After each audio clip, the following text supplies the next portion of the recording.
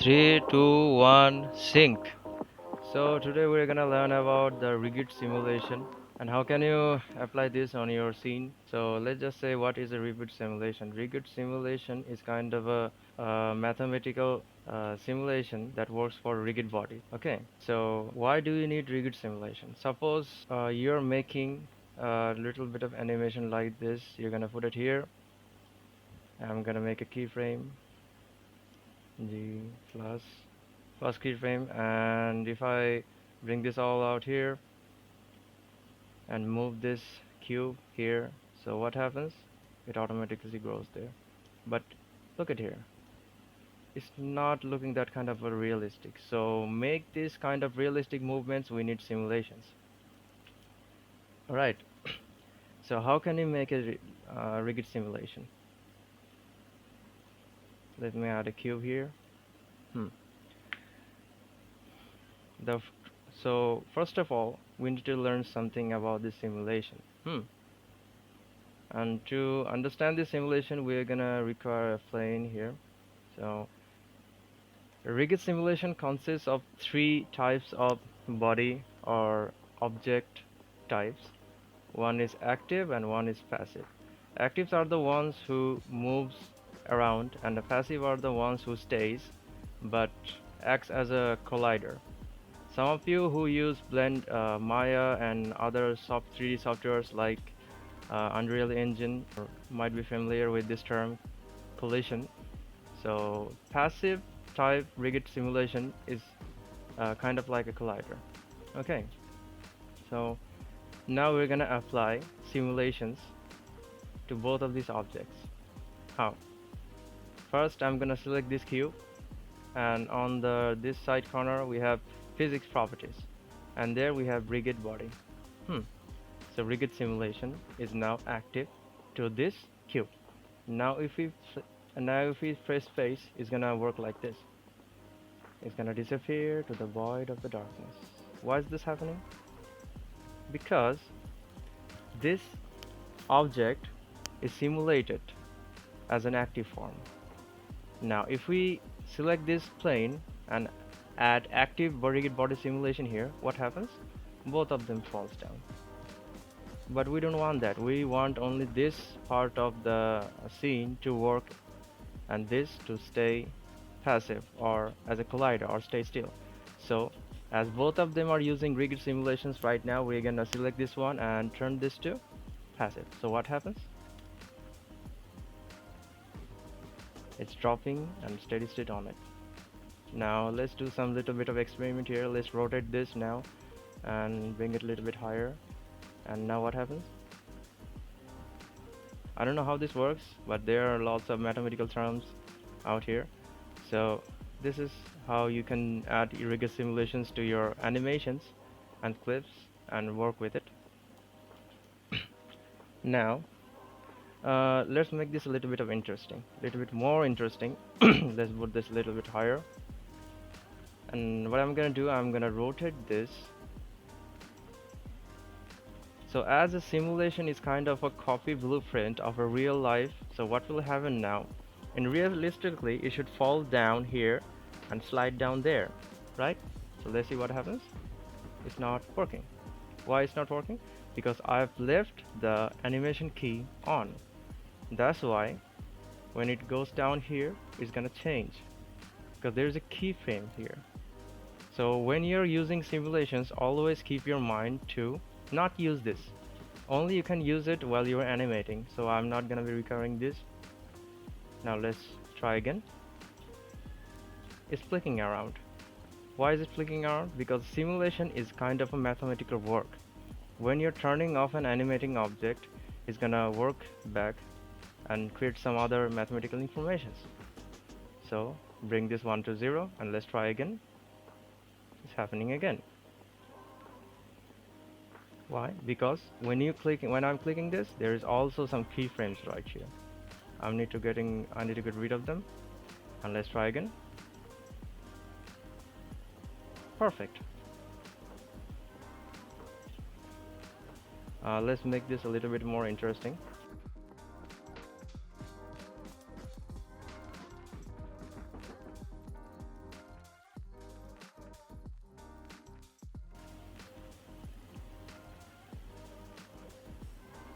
Bingo.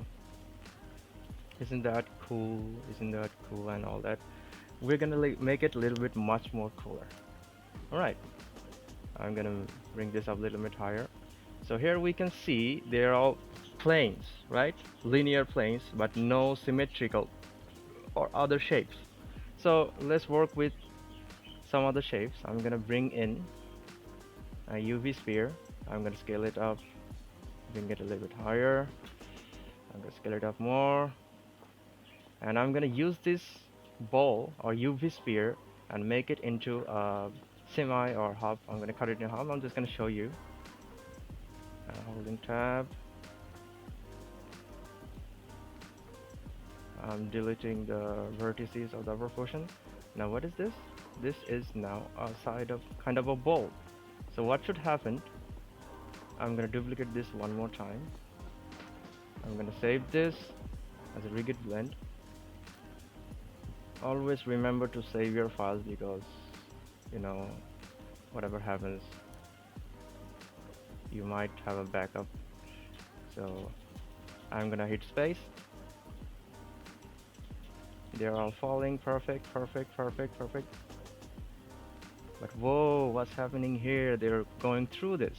Why is this happening? Because I haven't added a rigid body or rivet simulation here. I'm not gonna be using active as I'm gonna using passive because I want this to stay still like both of them. Alright, now let's play. All of them are falling, perfect, perfect, perfect. But what's happening here is not going inside the ball. It's falling parallel to the axis. Why is this happening? Good question. When you check out this collision shape, we have convex hull. Convex hull are the ones who work according to the axis, not the mesh. So I'm going to click this and make this a mesh. Whenever you're using or working with a mesh, you should change this to mesh. Now let's see if it works.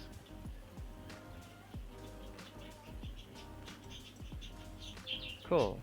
It's all falling down there. Right.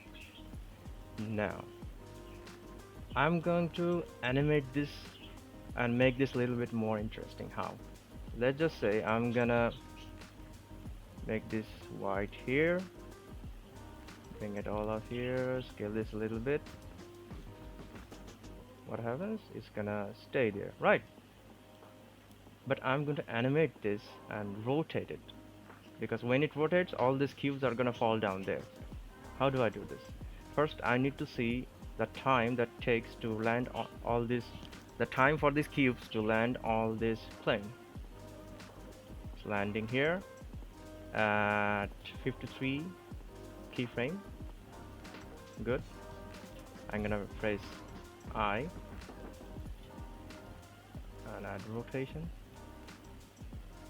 and put this all the way up here. I'm gonna put another rotation, but before doing that I'm gonna active the animating properties. There you go. So what happens? This is gonna rotate. Let's check this out.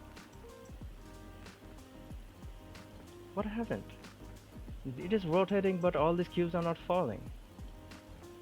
At this step, you might be thinking, what did I do wrong? Did I mess this up, Blender or something? Let me tell you, friend, it's not messed up. You just only need to select this and select animate. And right play. There you go. Voila, you have done a great animation step. Now, I'm gonna teach you guys how to bake all these animations. A baking is type of a process that is used in Blender to help you with a better workflow. Suppose you have a simulation here, another simulation out there, and simulation here, or some type of complex simulations. Your Blender is likely to crash because so to get rid of this, we're gonna be baking all of this into keyframes. And how I'm gonna do it? I'm gonna select all of them. I'm gonna click here, press A, and move this all the way to 0, and go Object, Rigid Body, and Bake to keyframes. So I'm not gonna be needing more than let's say 120. Yeah, hit OK, and now all of this are baked into keyframes. Now if I select one of them, none of them have any kind of rigid body simulations, because all of the simulations are baked into keyframes, so you can customize them. These are all customizable. Okay, this is a way to speed up your workflow with low-end PC. Here, what happened here? It's all stopping here. Why? Because I have baked them till 120 keyframes. How do I fix that? Easy. I'm gonna bring them all back then to 0, and I'm gonna delete all the keyframes, and I'm gonna add rigid body simulations to all of them. Alright, I'm gonna hit play. It's going there, going there, going there, going there, going there, going this. There. Now, let's just say you have seen a little bit of line here, an orange line. What is this? This is the limitation of where your simulation is gonna start and simulation is gonna finish.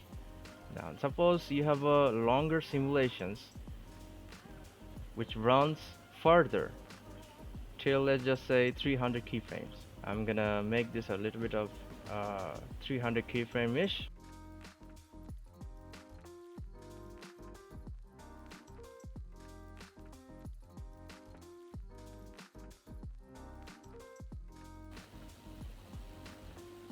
There you go.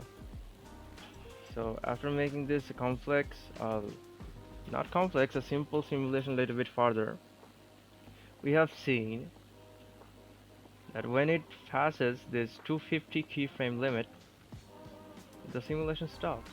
Let me increase this timeline a little bit more.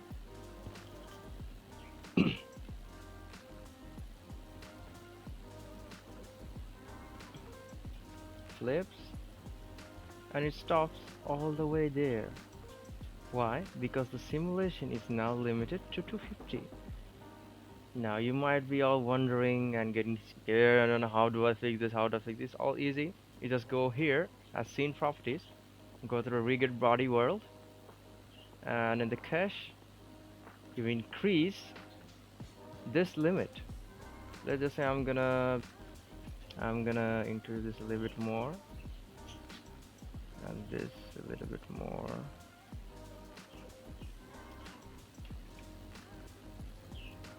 So you can all experiment this. So you can all experiment with this and bring your imaginations to the real world by the help of these simulations. So this is how you can use the rigid body simulations.